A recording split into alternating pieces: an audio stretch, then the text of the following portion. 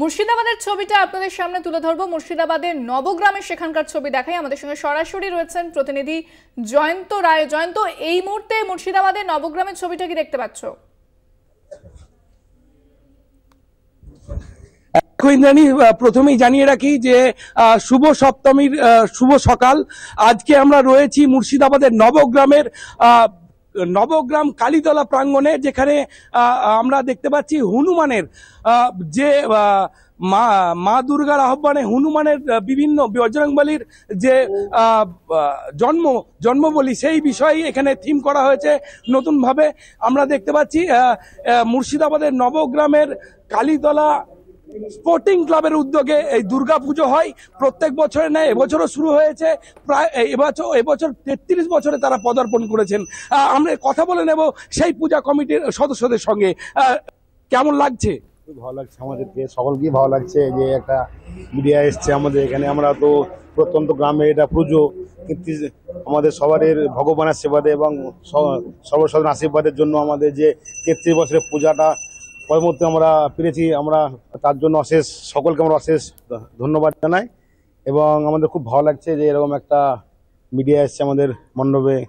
দেখো ইন্দ্রাণী, প্রথমেই বলি কলকাতা টিভির পক্ষ থেকে আমরা এসেছি, তাই তারা নতুনভাবে রূপ পেয়েছে এবং এখানে মিডিয়া পার্সন অনেকে আসেন না বলেই তারা ধন্যবাদ জানাচ্ছে আমাদের কলকাতা টিভিকে।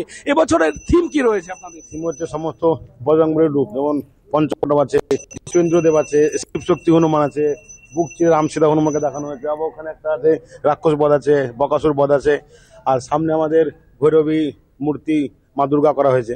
আচ্ছা, এই প্রাথমিকভাবে কিভাবে উদ্বোধন, কেমন করে উদ্বোধন, কিভাবে ভাসানো মার বিসর্জন? প্রাথমিক উদ্বোধন বলতে গতকালকে আমাদের থানার ভারপ্রাপ্ত আধিকারিক আইসি সৌরভ সেন মহাশয়ের হাত দিয়ে আমাদের পূজা মণ্ডপ উদ্বোধন হয় এবং আমাদের এখন কর্মসূচি চলবে। আর আজকে সপ্তমীর ভোগ হবে রাত্রেবেলায়, সকল ভক্তকে পায়েস প্রদান করা হবে। সন্ধ্যা হবে নবমীর দিন, নবমীর ভোগ যেটা হয় মা দুর্গার খিচুড়ি ভোগ, সেটা বিতরণ করা হবে। এবং দশমীর দিন আমাদের এখানে সবকে বস্ত্রদান করা হয়, যারা গরিব মানুষকে আমাদের এখানে দান করা হয় বস্ত্র। আর একাদশীর দিন আমাদের প্রতিমা নিরঞ্জন হয়, তখন মোটামুটি 2 থেকে 2,500 লোককে আমরা খিচুড়ি খাওয়াই। আচ্ছা, এই বছরে আপনারা অনুদান পেয়েছেন সরকারি? হ্যাঁ পেয়েছি, হ্যাঁ আমরা খুব ধন্য।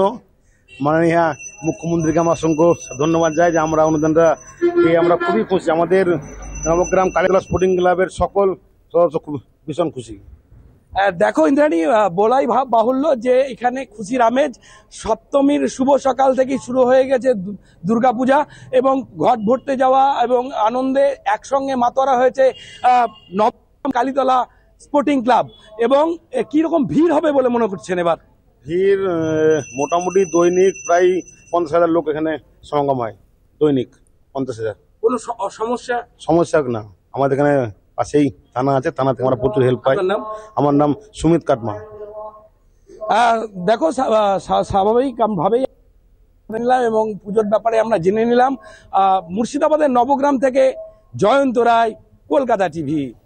একেবারে জয়ন্ত, অনেক ধন্যবাদ। আমাদের সঙ্গে সরাসরি ছিলেন প্রতিনিধি জয়ন্ত রায়।